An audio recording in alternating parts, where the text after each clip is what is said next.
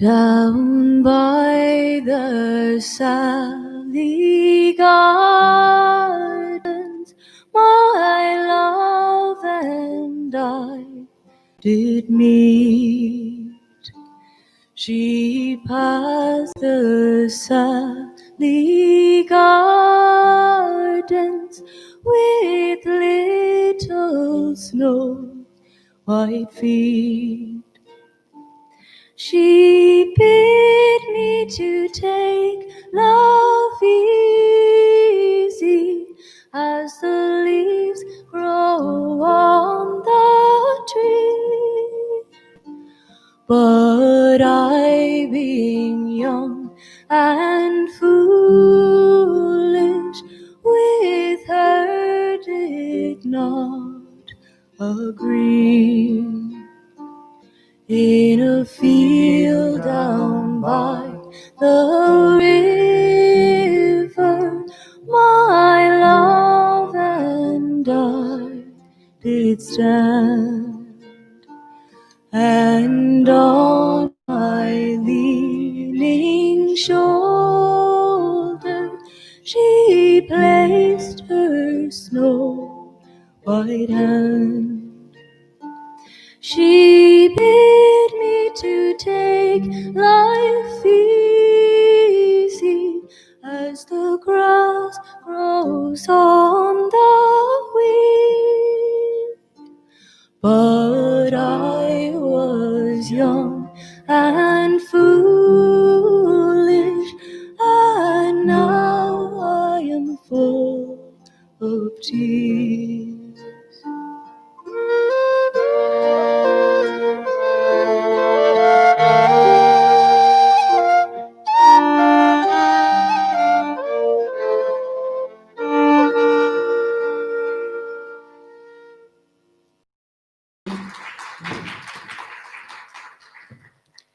Good evening, ladies and gentlemen. Welcome to the Town Hall Theatre for our performance celebrating the life, works and legacy of Eilish Dillon. It is wonderful to see a live audience here again. Well done to the Town Hall staff.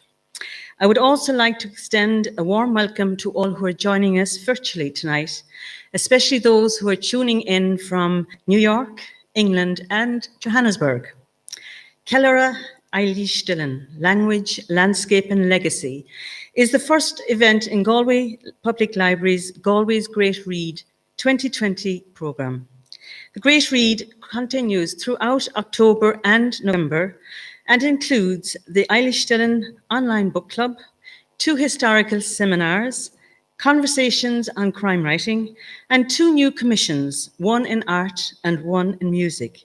And all details can be found on Galway Public Library's Facebook page. Thank you to Roisin and the musicians for the beautiful rendition of Sally Gardens to start our event. Throughout the evening, we will hear 4 of Eilish's favourite songs, some of which are referenced in her writings. 2 of these songs are in the Irish language, Salog Rua and Unrautu Egamgarig, and will be sung virtually by her granddaughter Lane. The other 2 songs will be sung by Roisin Mannion. I'm really delighted to welcome all our special guests and contributors for this performance tonight. These include 2 of Eilish's family, her son Cormac Quillenon, her daughter Eileen Nick Quillenon. Tom Kennedy, who collaborated with Eilish on Inside Ireland, and Des Kenny, who you all know, will be facilitating the panel discussion on her work and legacy. It now gives me great pleasure to welcome our first guest this evening, Eileen Ní Chuilleanáin, poet, translator, Professor Emeritus of Trinity College, and of course, Eilish Dillon's daughter.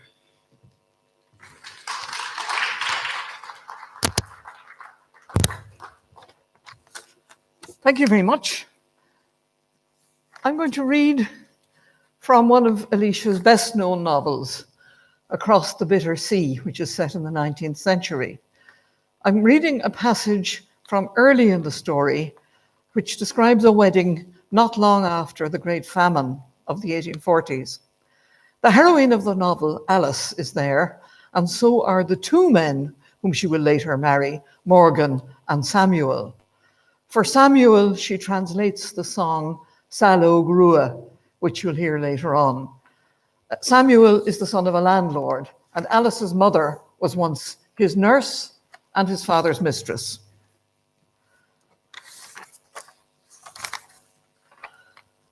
Wednesday was a fine day for the wedding.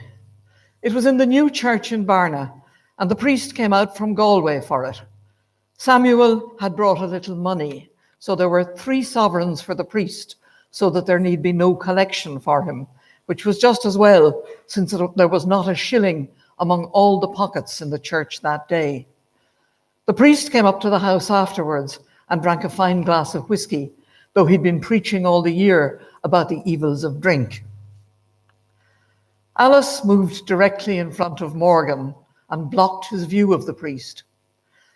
"You're glaring at the Holy of God," she said softly with a little chuckle.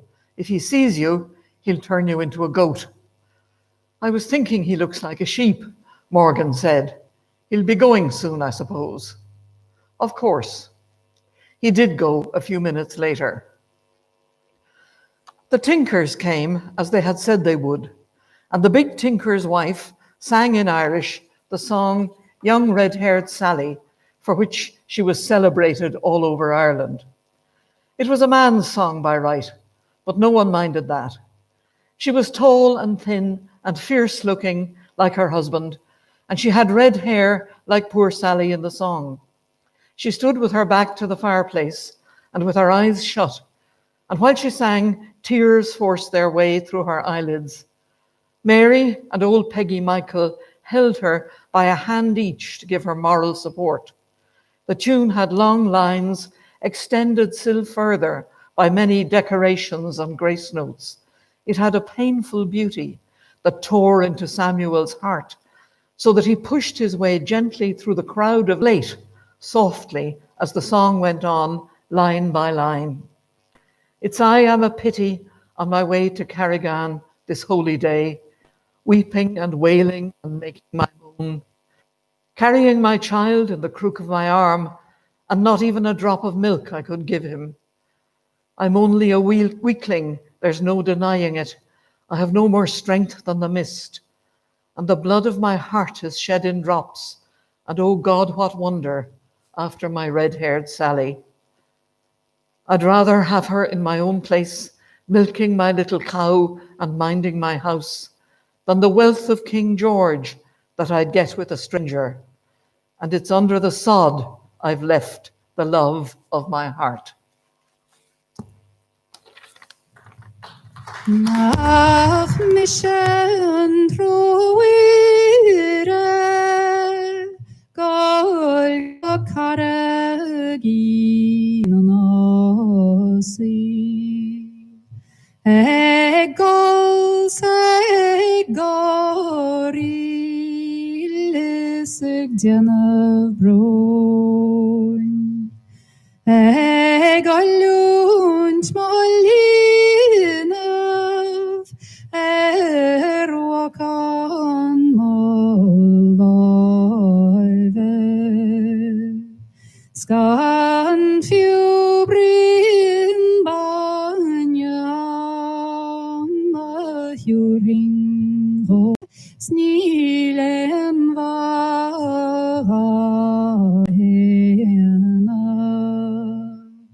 Nilere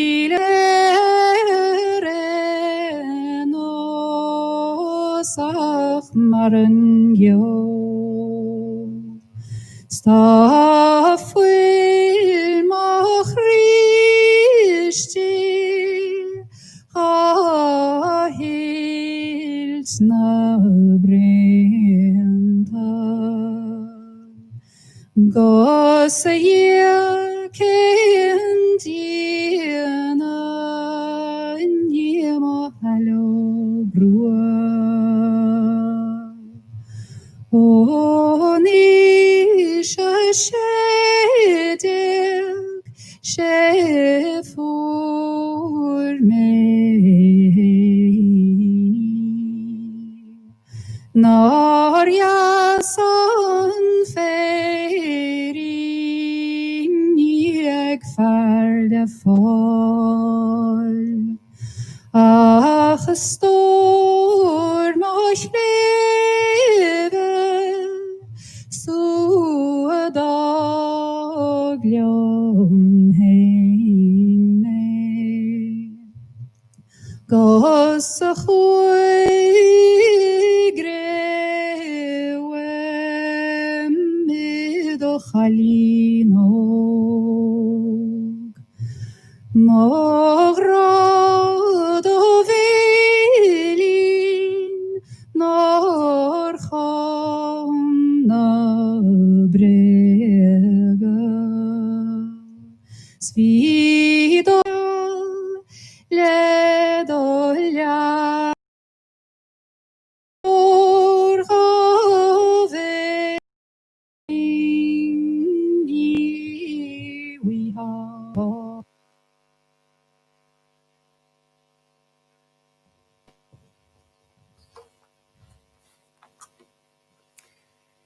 Elish published 38 books for young. That the eels might bite the legs off us was no joke, as we very well knew. Pat had put an old piece of sacking and a short, thick stick into one of the barrels, and these were the whole of our gear. We each took an end of the piece of sacking, holding it wide, and slipped in under one of the milder-looking middle-sized eels. He glared at us with his big, wicked eyes. We lifted him gently out of the water and quickly grasped the two ends of the piece of sacking together so that he was a prisoner. He twitched and jerked, but not much, for he was still cold. Then Pat ran like a redshank with him and tipped him into one of the barrels. He lay at the bottom of it without stirring. We repeated this many times until we had almost filled both barrels. We had lids for the barrels, with holes punched in them and hasps at the sides to hold them in place. These were very necessary because as soon as there were several eels in the barrels, they began to get warm from contact with each other and to revive. Then they started springing out of the barrels with a strong muscular twitch of their powerful bodies. One whack on the tail with Pat's thick stick made them helpless again. Only one eel escaped us, and we let him go. We said he deserved his luck, but I think the real reason was that his snapping jaws looked so terrifying that we did not fancy tackling him when he was in his full health. He had been the biggest of all. Well, Elish was herself a translator, and much translated. 17 of her books appeared in German, 8 of them translated by Anna Maria Böll, whose husband Heinrich Böll was co-translator of The Island of Horses. Janine will now read that same passage in the Böll's German version. Die Aale waren noch da. Das Wasser war eisig, als wir hineintraten, aber wir hatten jetzt keine Zeit, darauf zu achten. Wir wussten sehr wohl, dass die Warnung der alten Mrs. Conroy, die Aale könnten uns die Beine abbeißen, kein Scherz war. Pat hatte ein altes Stück Sackleinen und einen kurzen, dicken Stock in eins der Fässer geworfen, und das war unsere ganze Ausrüstung.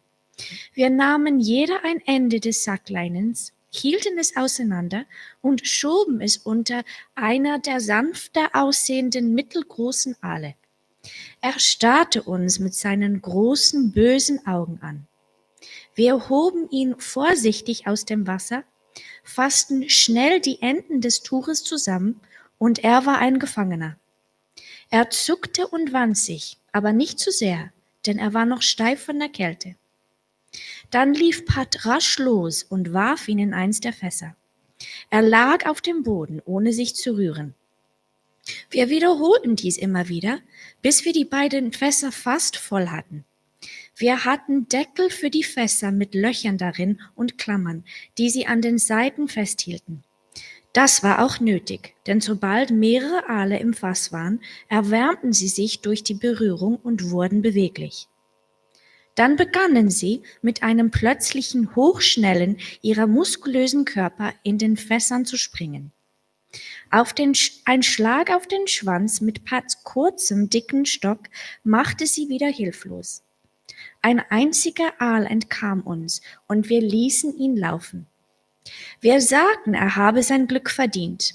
Aber in Wirklichkeit waren es seine schnappenden Kiefer, die so erschreckend aussahen, dass wir keine Lust hatten, ihn anzugreifen, weil er bei voller Kraft war.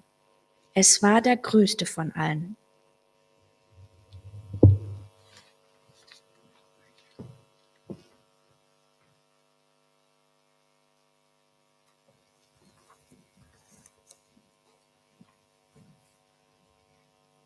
The Bitter Glass, published in 1958, was Elise Dillon's first, as they say, straight novel after the detective story. It's also her first historical novel set in what was then the recent past, the time of the Civil War. She manages in this book to convey two things: the dynamics of a family and its outsiders in a moment of very poignant domestic crisis, the illness of a small baby, two small babies, one of whom dies, at the same time as giving us the collisions with the political world and creating along the way several memorable women characters. So Cormac is going to read one passage, a moment when people who are very tense about their personal lives suddenly come into collision with the historical goings-on of the time. So it's 1922, and members of the Macaulay family have come to stay in Connemara to escape the tensions of Dublin. There are tensions in the family too, as Coleman Andrews, fiancée of the eldest Macaulay girl, is not well liked by her siblings. Also, anti-government forces have blown up the railway bridges. Nora, the younger Macaulay daughter, is feeling these tensions as she returns from a visit to a neighbour's house, accompanied by Sarah, the children's nurse, who is a local girl from Connemara. When they pushed open the wicket gate into the staple yard, it was almost a welcome diversion to find it swarming with strange armed men. All movement stopped when the gate swung shut behind the two girls. Then from the far side of the yard, Brian came hurrying towards them. The men watched languidly his progress and his meeting with his sister. Brian pitched his voice low. I brought them here. They have a man hurt in last night's explosion. I told them they could stay in the coach house for a while. They've promised to do no harm. Where are Ruth and Joe? They're not back from the Strand yet. I'm going down to explain to them. As Brian had begun to speak, a short, broad-shouldered man had moved in beside him and was looking eagerly from one to the other, almost as if they were speaking in a foreign language. He was dressed in an old tweed jacket with many pockets, and a pair of trousers of a different tweed secured against his calves with greenish puttees. His once black boots were caked with mud, and there was dried mud on his spattered soft hat. He carried a revolver in a holster and a leather bandolier under his jacket. The others were dressed in the same nondescript way. This is your sister, Brian, said the captain. There's a great likeness between ye. I know you now, said Sarah suddenly. Jim Horgan, you were the foreman above in the quarry on the Screeb Road there 3 years ago. He laughed delightedly. And I didn't forget you either, Sarah. He stopped, troubled at this loss of memory. Lynch, she finished for him contemptuously. What's bringing you here, causing trouble to the people, and Mr. Macaulay not here at all to look after the place? That's why we're here. You can say we forced our way in. No one will blame a crowd of young people. Go on, said Sarah. Some of them young lads you have there aren't even able to grow a whisker, and you may be sure they'll get more than blame if the staters catch them. He turned his back on Sarah and addressed Nora and Brian. Look, we don't want to force ourselves in where there's no goodwill. You don't have to side with us or with anyone, but one of our lads is wounded and we can't go dragging him from pillar to post. We all want a rest and a sleep. Just say we can stay out here in the yard for a day or two. That's all we're asking. I don't see why not, said Brian eagerly. You know, Nora, it was I who brought them here. I met them crossing the bog carrying a man on a stretcher.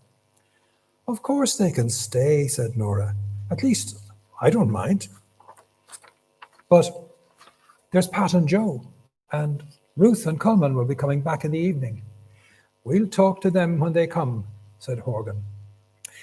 He swung suddenly to look at Sarah through narrowed eyelids. Would anyone lay information about us being here, I wonder? I won't anyway, said Sarah sharply. One thing we don't want is a battle in the backyard. True for you. What about the others? You'll have to take your chance, young man, said Sarah sourly. You're not at this game for the good of your health, I suppose.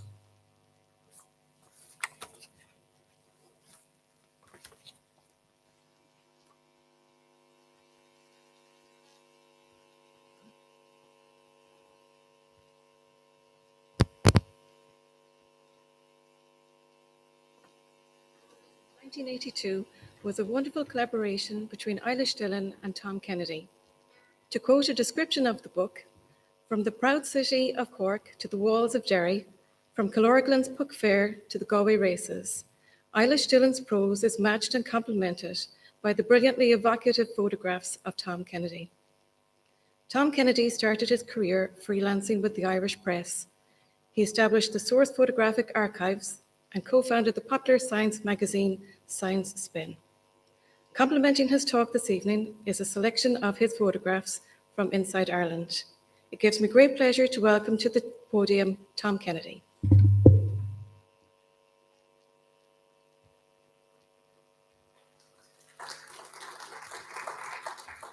Thank you. You might well ask how I came into the picture. That's very easy to explain.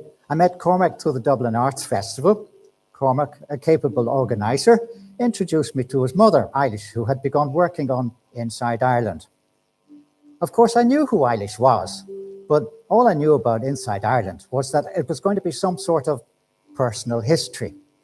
Even so, there was what you might call an unspoken understanding, with no real need to spell it all in detail. Eilish was going to portray the Ireland that she knew and was obviously very proud of. And in a way, I was also recording the same, but in a different medium. It was very good that Eilish already knew and understood my approach, for she had already seen enough samples to see that, like her, I was an independent observer. Me with the camera, and she using words to capture some of the magic that makes Ireland Irish. Because we live in a world dominated by those who are bigger, richer, and more powerful, it's very important to maintain our distinct culture, be it the arts or the sciences. We're very fortunate in Ireland that literature has always been strong, even if more celebrated and published abroad. The writings of Eilish Dillon are rooted firmly in Irish culture, helping to present it to readers around the world and indeed at home. This is not just an inward-looking brand of nationalism, and as such, we might struggle to maintain the Irish language. The mixing of Irish, English, and Norman cultures has served us very well. It's not, as some people fear, always a case of one culture overtaking another, but of enrichment. You might even call it hybrid vigor, for indeed the inbred purist runs the risk of ending up the weaker. Explaining how we came together is, of course, the easy bit. But let me delve a little deeper and explain why my approach to taking photographs has such a close parallel to that of a novelist. A paragraph can paint a picture, and as we constantly hear, a picture can tell a story. Can being the qualifying word for a string of functional words, such as do not walk on the grass, or if elaborated further to, or you will get a €50 fine, is about as lifeless as a passport photograph. It's all possible to follow instructions to simply write to order, and that we usually call advertising or public relations. And otherwise, likewise, it's easy enough to apply technical skills in photographing a tin of beans in crisp clarity. However, that's not the way creativity works. Always helpful to have a wealthy sponsor or client, but just imagine how offended John Field, Sean O'Riordan, or indeed Vivaldi would have been if someone who thought they knew better told them how to compose their score. It seems that creativity needs independence to flourish. And if I may bring us back to the subject, that is why most, if not all, the photographers who have produced images of lasting value have been free spirits. The likes of Fergus Burke, Rod Tua in Ireland, or Brassey, one of the outstanding photographers of 20th century France, were always glad to accept commissions. I mean, they have to eat. But in general, they only recorded images of what they found. I remember one very talented individual in the Irish press, Austin Finn, telling me that real photographers just went out and found things. Serendipity, and no one could anticipate the results. Probably best known for that approach, Cartier-Bresson is on record as stating on returning, when he returned from a commissioned trip, that he had seen nothing. Nice to have that kind of reputation, but not everyone can get away with that. And as Liam Flynn, picture editor of the Irish Press at the time, once remarked to me, even if you only get a picture of the door knocker, you better come back with something. Not bad advice. Working as a press photographer sharpens the reflexes. No agonizing over, will I, won't I? Just get trigger happy, let the instincts take over, and plenty of time afterwards to print off and keep the ones that really count. Of course, giving the client what they expect makes for an easy existence, or at least with press work. There was and still is a great deal of freedom to be a bit creative. However, finding a home for images that no one asked for in the first place is a different matter, more akin to the approach of a painter. Paint first, then show the picture off in the hope that someone will want to possess it. Fine photographs can and are often exhibited, but with nothing like the success of genuine oil paintings. The thicker the paint, the better. But aesthetic comparisons we can leave aside for another day. Unfortunately, photographs fare much better than paintings in print. While photographs seldom make it to adorn the dining room walls, they do come into their own in magazines and books, especially books. Which brings me back to Inside Ireland. The previous year, I had an exhibition as part of the Arts Festival, long since forgotten. But it's a very nice thing that in Eilish's book, a few of these images are still there for everybody to see. As my father commented dryly when I was exhibiting some work, "You're showing off." Typical, he did have a sharp way of words, but it did make me think. He was perfectly right. I was showing off, but showing what? Me? Or the photographs? I would hope that was not just me. I'd rather be the fly in the wall. But it certainly gives me a huge amount of pleasure to see how others can look at these pictures in a book and see what I've seen. Thank you.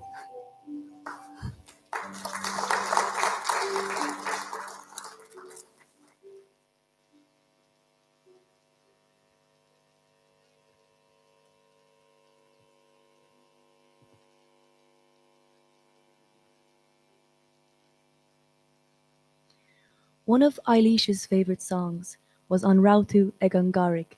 Her family have fond memories of Eilish teaching it to her daughter Maura as a young girl.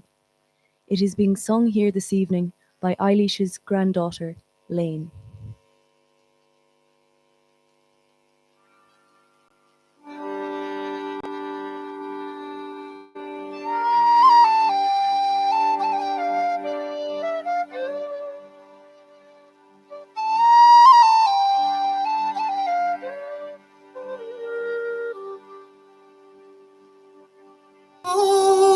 Ratu garig, no one walk to hein mogra, no one walk to gilja agus finja agus skev numra, no one walk to on to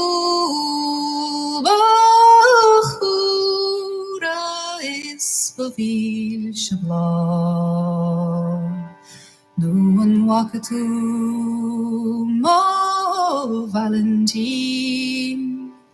No one will she da clí mar time.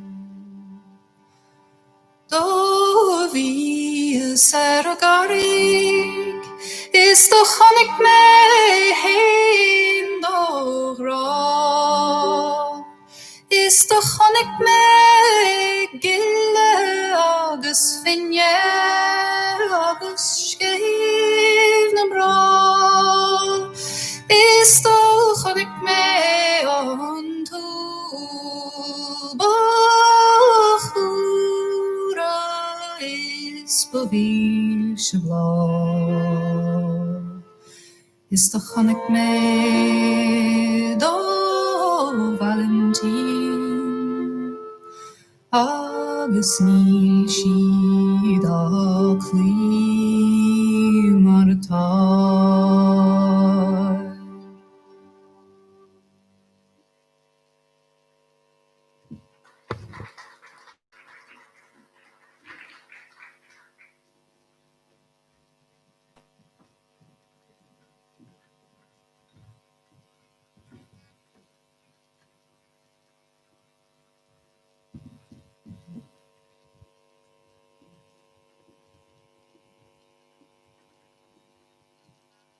Good evening. My name is Sharon O'Grady, and I'm delighted to be here to welcome you here presently and also remotely on behalf of Galway County Council's Creative Ireland team. And just to say that events like tonight, the Great Read and celebrating the legacy and the current family of Eilish Dillon is very much part of what the Creative Ireland programme is about. And we're very lucky in Galway County Council to have a diverse group of partners within the culture team where we harness the creative potential of people in our community. And this is the cornerstone of the Creative Ireland programme. And our programme aims to encourage participation in creative and cultural activities and enable artists, creatives and communities to harness that power to transform their communities, their lives and their environment. And tonight I have the great privilege of introducing our panellists for this evening as part of this evening's work, bringing together the life of Eilish Dillon and her family and the talents that have remained as part of her legacy in her children and in her grandchildren. So tonight we have, as our main intro, Des Kenny of the Kenny Bookshop, who needs very little introduction. Des has said that you're here for a chat, not a panel discussion, so we'll keep that in mind.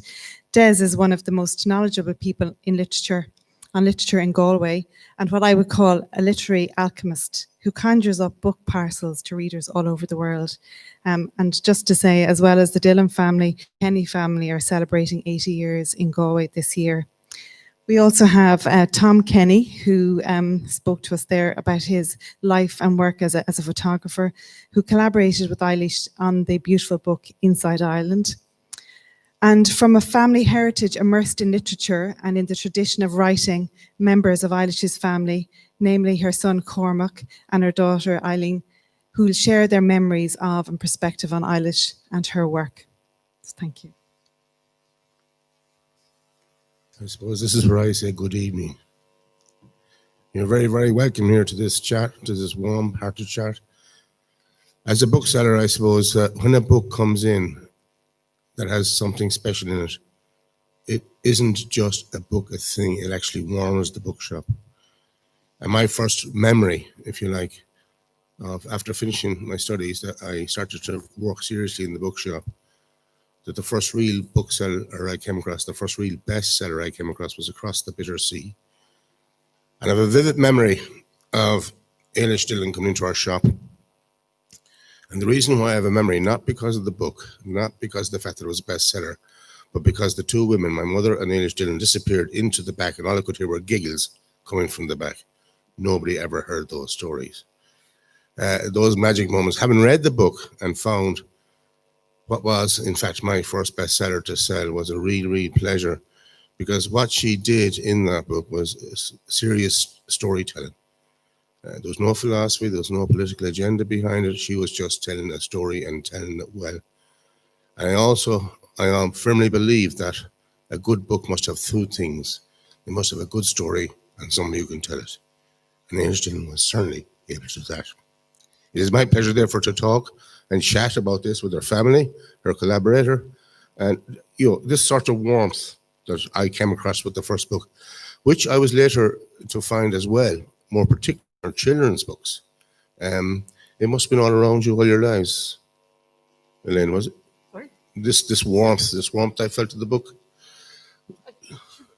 She could write very well, and she worked very hard at writing well. And part of that is that sense that she's reaching out, that she really expects the reader to appreciate, to understand that why she's saying this and not that, why she's putting this word and not that word. I think her trust in the reader, she really makes a connection, and I think that's one part of the warmth. She was also, as a person, she was warm and affectionate and believed a great deal in friendship. She made great friendships that lasted all her life. So it's there in her, but it's there in the writing. And Cormac, did you feel the same thing? Yeah, very much so. She was a person of great generosity and courage. She uprooted herself from Cork on a fairly good pretext and moved to Rome, so she wasn't afraid of going places. She gave lectures all around America on Irish culture and literature, so there was nothing that she wouldn't turn her hand to. But also she disliked meanness. Something you'll find in her books is very often that people's emotional lives are being constrained by circumstances or by authoritarian structures, and she manages to find ways of undermining those quite successfully. As a writer, she had what is now called a work ethic, i.e. she did it very hard, to put it politely, for particular hours every day, and gave her all to it. She wrote in a drafting book from Charles Chambers of Merrion Row, and the next day she went back and she wrote stuff in the left-hand page opposite. But surprisingly, crossing out, she thought a great deal before writing and then wrote fluently. So yes, this thing about having a good story and being able to tell it is the challenge for anyone who tries to write. But somehow she managed that. And Tom, you would have travelled with her throughout the country, so you're much more aware of this. The way we worked, the way we were ploughing parallel tracks, we were both looking at Ireland in our own way. And there was an understanding between us that, like I said, didn't have to be spelled out. And during the collaboration, sometimes I would suggest something that was close to her heart, and said, "Oh, yeah, we'll go and I'll take some photographs down that way or whatever." And that's the way it continued. And I think it was quite a successful way of working. Instead of spelling out exactly, I want the picture of such and such a thing or that particular place. And I should really have added to these great composers, Eilish as a writer. I don't think Eilish would have expected anybody to have told her what to go and write about. It had to come from herself. And I think we both understood each other, that we were working in this way, that she didn't expect me to go and photograph a particular thing, but left me up to myself. And we'd meet occasionally, and Galway races or fair or wherever, and we'd leave each other alone. Okay, so you collaborated through the actual script and the photographs rather than speaking to each other. No, it wasn't a matter of Eilish writing out everything in detail and handing me the script and saying, "Look, this is what's on the agenda." As I said, I didn't actually know until I could read the book what she was going to write, what she had written, and it was a good way of collaborating.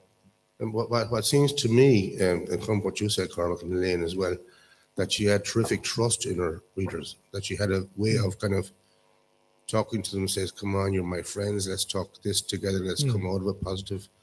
And this very, very strong strength seems to come out from her work. Yes, I think she believed in leaving room for other people.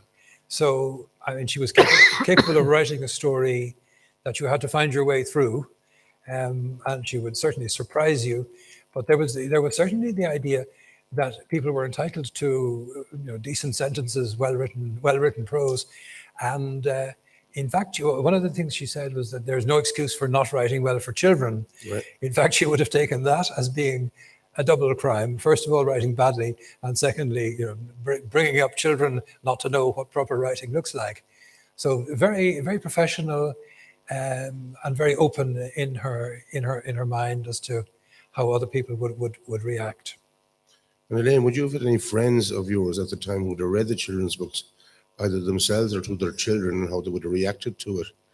I've met people all my life who said how much they had read her children's books, and really very late in her life, I drove her down to Clara in County Offaly, where her second husband Vivian is buried, and she really was feeling very sad on the way back, and we went into a hotel for tea, and two children ran up and asked her for her autograph, and it really made her day and cheered her up for that. But I think her trust was also, for example, in relation to language, when she translates something from Irish, or in one book, The Seals, she imagines a woman singing something in Irish, which she wants, which the woman doesn't want the British soldiers who are present to understand. And I was expecting some of her readers to understand and to imagine what the Irish words would be. And she's expecting the other readers who don't know Irish to imagine it, to make it up for themselves. Right. She has a great trust, I think, in the way something can spark off an idea, even if it comes from a distance. Because one of the most wonderful things about her books, I mean, I read a few of them preparing for this, was when I finished it, although some of the stories could be grim enough and treacherous enough, there was a wonderful sense of positivity came through. And I was saying to myself, she must have been a wonderful person to live with, because no matter what the problem, there was a positive. Let the person get to the positivity themselves. And it's unusual in books nowadays to read, this type of positive thing. There was no negativity. There was there was situations that could have turned bad. Of course there were, but at the end of the day, there was no. But it didn't look like the goodies won all the time. There was a sense of that to win, that to fight for it. Well, in the Bitter Glass, there's a fair amount of tragedy in there, but there's also a liberation of a woman from a life that wouldn't have suited her, so that she can balance the bad and the good.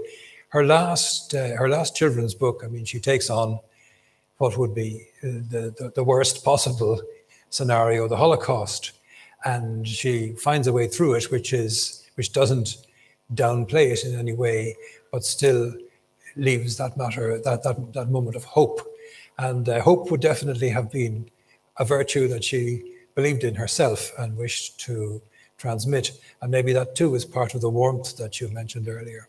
Yeah, I mean, what my memory of it is that Morgan Connolly in that last scene in Across the Bitter Sea, the revolution is over, it's failed. But as he walks away, you get this fabulous sense of positivity. We have done it, we have done it, we have done it. Yes. And that kind of must have been in her work all the time. I'd imagine as a person, it must have been wonderful to be around her. Yes, that is certainly true. And the generosity, the hospitality, the acceptance, and so forth, those qualities were very strong in her, which is also why she loved traveling. I mean, she loved Ireland, but sometimes from a distance, and didn't allow herself to be too cabined or cribbed or confined. Right. But no, I was going to say that. I mean, this was true in her life, even through very bad times. And she was, I think, so it was a moral principle that she had, that you had to look for hope, and especially that you had to give hope to children.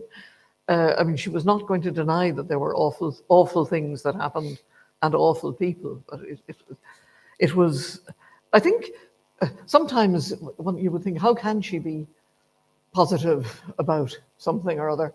and then you think, what would it be like if she didn't have that spark? It was so much part of her.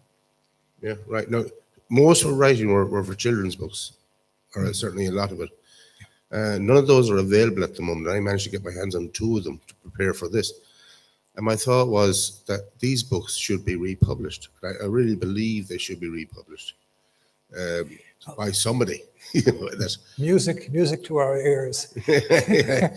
No, And I still firmly believe. I think that as a batch of 6 or 8 of them to be published as children's books, is that possibility? Is that someone that can be? I mean, New York Review Books have got 2 of them in as children's classics, and that's very nice. It's a good audience for them.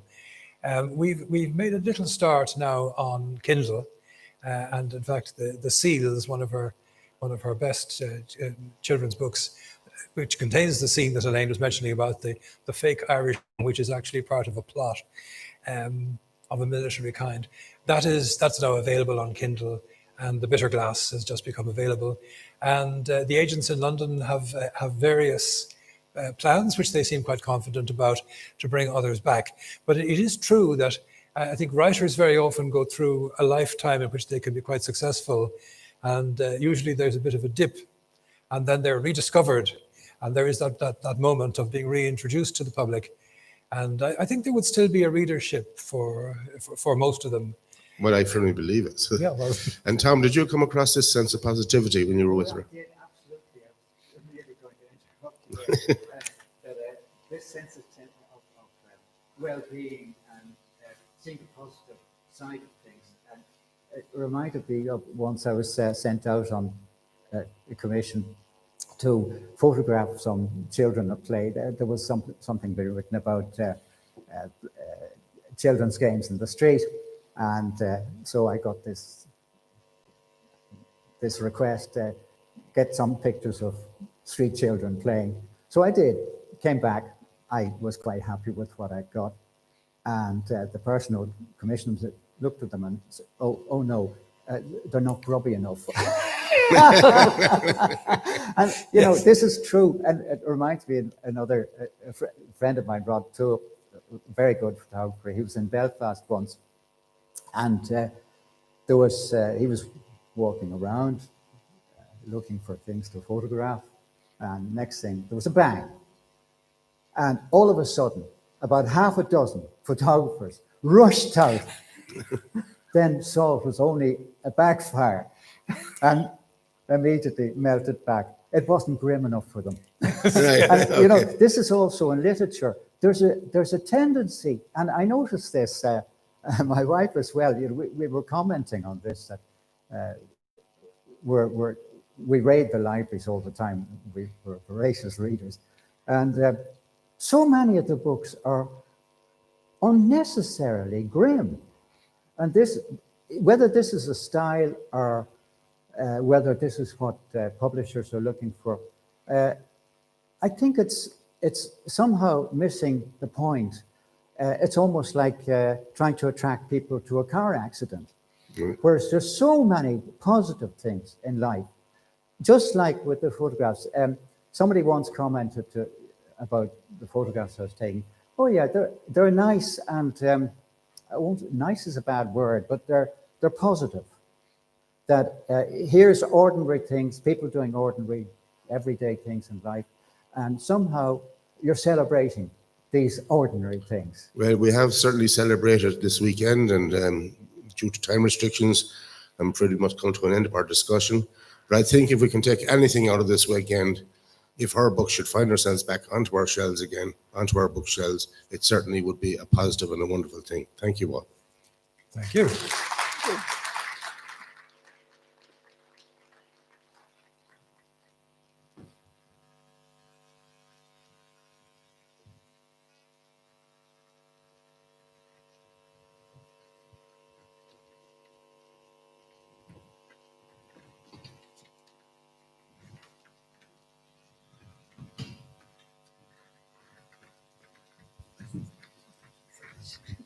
Acharda, gur raibh míle maith agóibh as ucht bheith linn anseo a nocht. Is mis Sasha de Boyle, dúrthóir cuairt an féile idirnáisiúnta litríochta, agus tá anna áchas orm a bheith anseo sa Town Hall Theatre, chun saoil agus scribhín an túidir imráteach Eilish Dillon a céiliúr a libh go léir. Akarda, thank you all so much for being a part of this evening's event. To our staff and friends providing an audience here in person, and to all those watching the event at home. I'm Sasha DeBoyle, Director of Court, and I'm so happy to be here in a real venue with real people and real artists to celebrate the life and writings of one of the West of Ireland's best love writers, Eilish Dillon. I won't keep you long. I've just a few thank yous to say this evening. Firstly, a huge thank you to writers, artists, and musicians who've made this evening so enjoyable. Thank you to Roisin Mannion, Emily Greeny, Tom Kennedy, and Des Kenny, and Tom Kenny, and most especially to Eilish's family, Léon Nicholnan, Elaine Nicholnan, and Cormac O'Colnan, who have been incredibly generous with their time in making this event a reality. The event would not have been possible without the support and ingenuity of our partners. This event was a co-production between Court, and we had the support of the Town Hall Theatre and our partners Galway Libraries, and Galway 2020 European Capital of Culture, with whom the event was presented in association with. We'd also like to thank Galway County Council, Creative Ireland, who spoke earlier, and the County of Galway Decade of Commemorations for their support. If you enjoyed the event and would like to read more of Eilish Dillon's work, please do keep an eye on Galway Libraries online, as they have a whole programme of events taking place across October and November for Galway's Great Read. And if you'd like to stay up to date with what Court has in the works, including special events and hot tips on next year's programme, please do check out our website at www.court.ie and sign up to our newsletter. Thank you so much.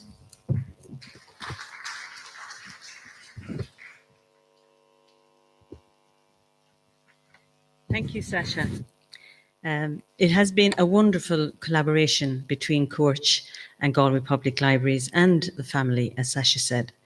And I hope this collaboration continues with Court, because what a wonderful event to be actually celebrating the life of Eilish Dillon, one of our greatest writers in Galway, and to be doing it with Court, Festival of Literature and Galway Public Libraries. So, ladies and gentlemen, we've come to the finale of our evening. We hope you've enjoyed our live event as well as our virtual event. And we're going to finish as we started off with the beautiful rendition of this beautiful Irish air, She Moved Through the Fair, which was a particular favourite of Eilish Dillon's. And it will be sung by Roisin Mannion and accompanied by Tomás and Emily. Ladies and gentlemen, safe home and please stay safe.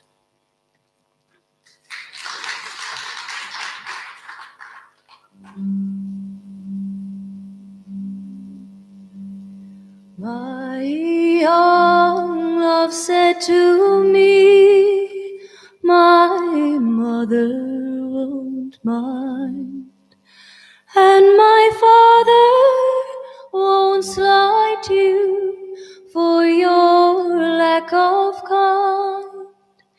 As she stepped away from me, it's this she did say: it will not be long, love, till our wedding day.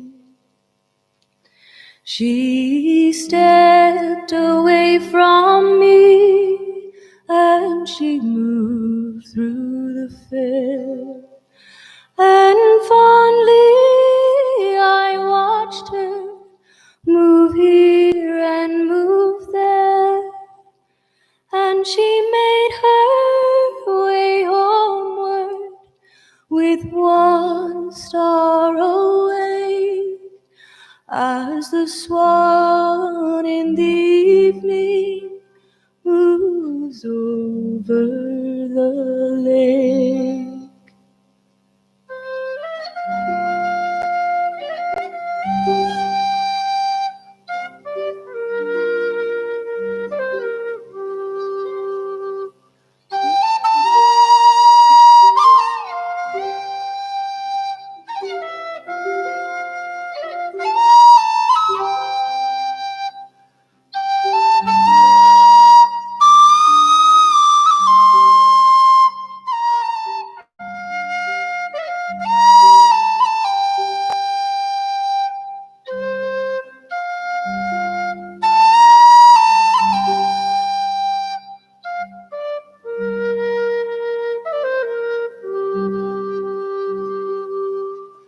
Last night she came to me, she came softly in.